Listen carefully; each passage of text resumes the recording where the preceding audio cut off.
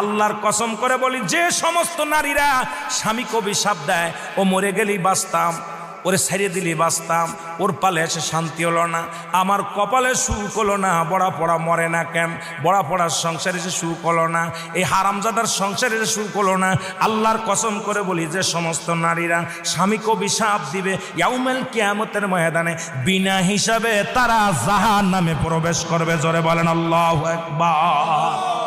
আমার মারা যারা মাইকের আওয়াজ শোনেন, শুনে নেন,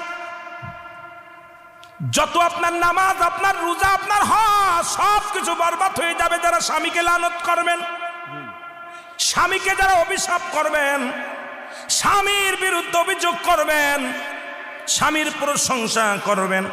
আল্লাহর দরবারে আপনি নেকি পাবেন, আল্লাহর দরবারে নফল বন্দেগি পাবেন। সারা রাত পরে আপনি ইবাদত করেছেন, আর একবার বলেন আপনার মার